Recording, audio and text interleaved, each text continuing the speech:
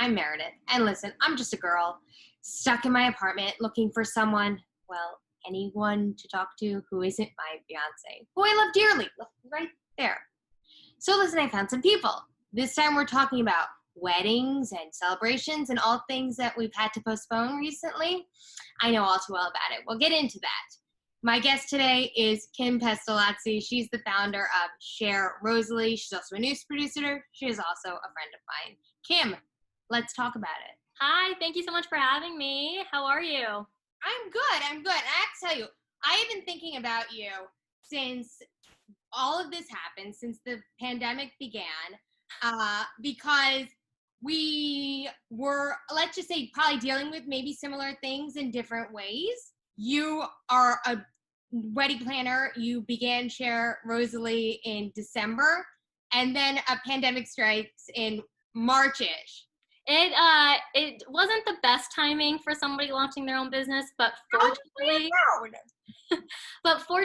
I have had many clients already, pretty quickly, within the first 6 months, and many of them for this year that unfortunately have now had to be postponed for next year. So, I mean, this is something that you and I have talked about, and I'm sure I'm going to talk about a lot this week in all of our discussions, but my fiance and I were slated to get married on March 21st, and things so quickly derailed. It was shocking to us, but we were pushing ahead. What was your initial reaction when everything kind of started building, speed, and there were talks of shutdowns? Were you just like, all right, hands off, hands up, we'll pick this up later? Or did you try to proceed as well? I actually had a wedding scheduled for March, basically the weekend after yours would have been.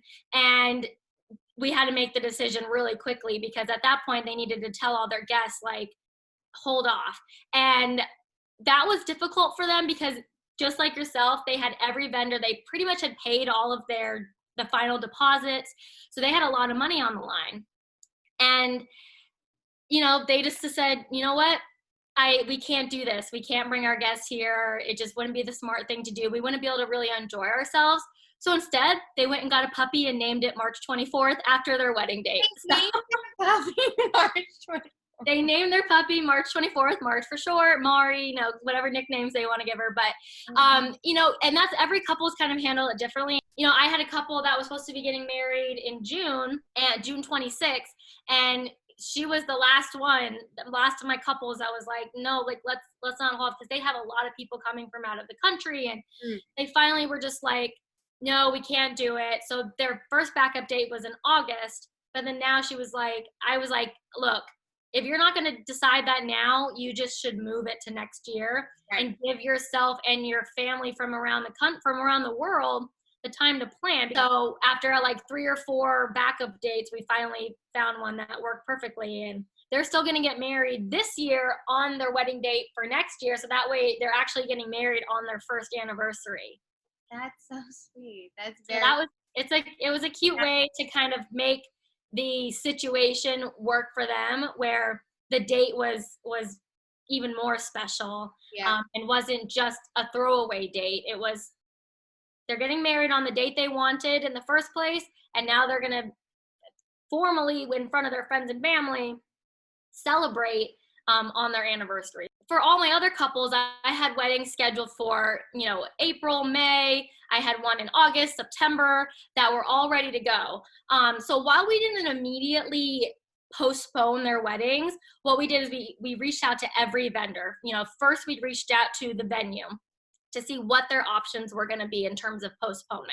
Were there going to be any sort of fees that were going to come along with that? If so, what were they? And as well as what other dates were available for next year, or whichever months they were looking at, because there were already couples that had booked for 2021, so you weren't going to necessarily have your pick of dates. So there was a lot of back and forth trying to kind of play this matching game with okay, that photographer has those 4 Saturdays, but then the videographer and band only have those 2, but the venue, so it was a lot of mixing and matching. It seems like you really put on the emotional support hat for your couples, to have to tell them to stop. But how hard was it for the business side of you to say, I have to stop all of my business and new business, considering you had just launched the company in December. I mean, you must, what timing? I know. I mean, there is a lot of like, I don't want to say a lot of overhead, but when you're dealing with having to pay for like being on The Knot and Wedding Wire and your own website, and you're doing all that kind of stuff, and then all of a sudden that money that you were hoping that was going to immediately go back into that is now, it's there because you have those, obviously those deposits and retainers, but now you're going to have to wait a whole nother year to kind of get paid for the other half. So it wasn't ideal. I kind of expected to have the rest of that money coming in and just kind of it being this circle of, income. But fortunately, as you mentioned, I still have a full-time job outside of wedding planning. I am a news producer for Inside Edition. So are people getting engaged during like the time of Corona? Are people still getting engaged? Oh yeah, still getting engaged, still moving forward. I've booked 3 clients for weddings next year in the last month. So is there hesitation even for next year, or do people just think we'll be long done by then? No, it's on everybody's mind. It is the first thing people are asking me about. Like, do you think April's too soon? Do you think we should go for the late summer? And then the biggest thing that I've really seen it come into play is in contracts with vendors. They want to make it very clear in those contracts about the postponement policies, the cancellation policies, the refund.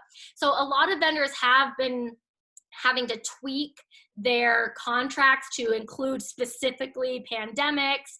And there was always that force majeure clause in every vendor, but most of it's like there's a hurricane or like some act of God, but like people have been like, no, it needs to stay pandemic. That this is the new act of God. Oh my God. Yeah. So, like they're very specific with the words that they want it to say, like how many days it needs to be determined, and then does it have to? What's the criteria of an act of God?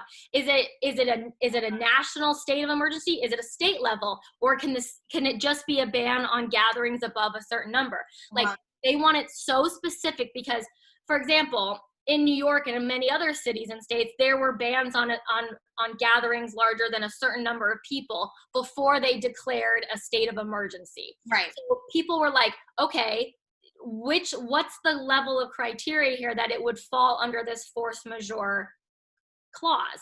So I wouldn't say crazy, but it's details that you would never, ever, ever have thought about or have had to kind of had that conversation with the vendor with.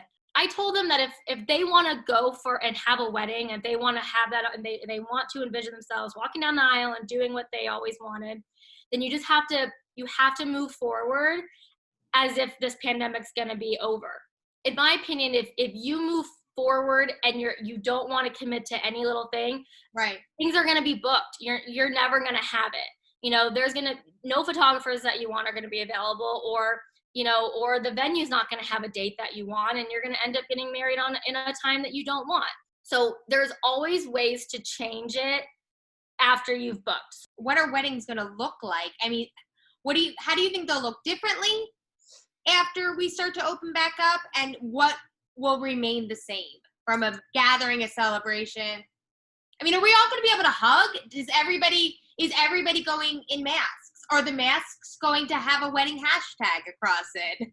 I truly believe that the majority of wedding traditions are going to stay the same. Yes, I think there's going to be a waning off period where they're going to be more, I know people may have heard the term micro weddings, where it's not necessarily an elopement, but it's going to be more of just that really slimmed down number of people, like your very, very close friends and your family members. Maybe not your parents' friends and stuff like that. But I think, as things start opening up and weddings do start happening either, early fall and into the winter, I do think they are going to be smaller because people might still have a little bit of, hesitation with traveling to other states or anything like that.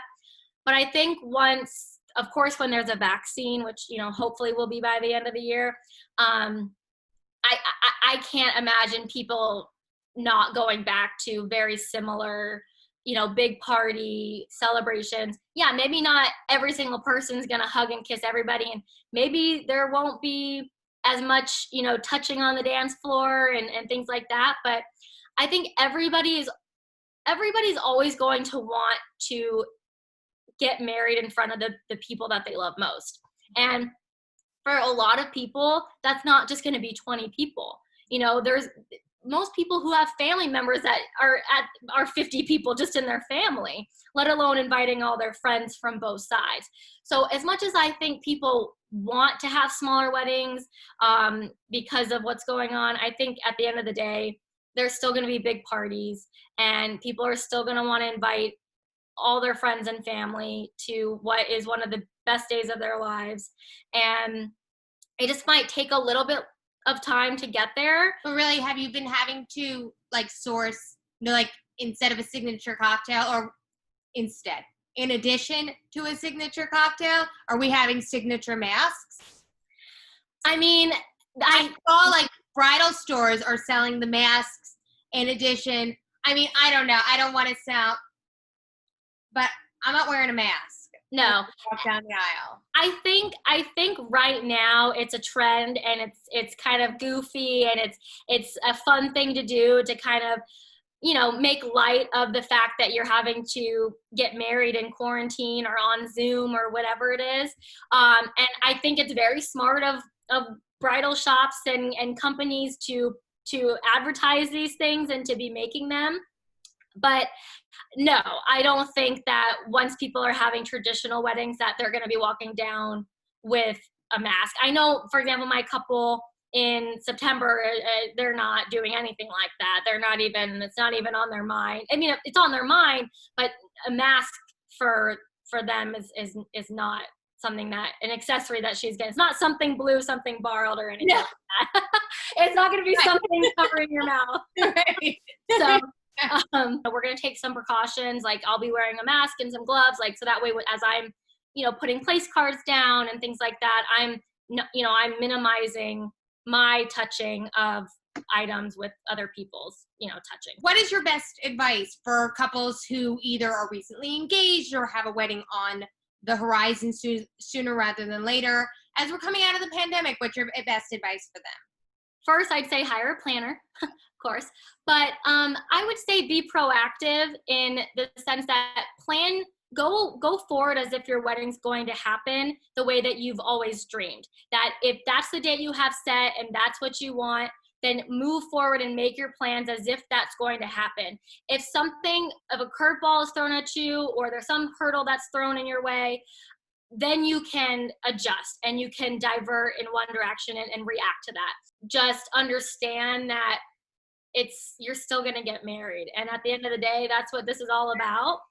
And it's going to be even better. It's going to be even more special because you had to wait and you guys got through this unprecedented pandemic together, and you're going to come out on the other side so much better, so much happier, and you're going to have this amazing celebration with all your friends and family to kind of mark that you guys got through this. I think my first wedding in September, but especially my first wedding for next year that got postponed, I think will probably bring tears to my eyes a little bit, because I'll know what they went through and how they had to cancel within 2 weeks of their wedding, and the fact that they named a dog after, and so I think it'll be really special to see it finally happen after them having to go through all this, and obviously all the other couples too. But that first one that was postponed, I think is going to really, really hit me. Well, Kim, thanks so much for joining me. You gave the fiance a break, talking to me, and you gave the fiance a break. So this has been Let's Talk About It. Kim Pestalozzi from Cher Rosalie. We'll talk to you next time. Thank you for having me. I really appreciate it.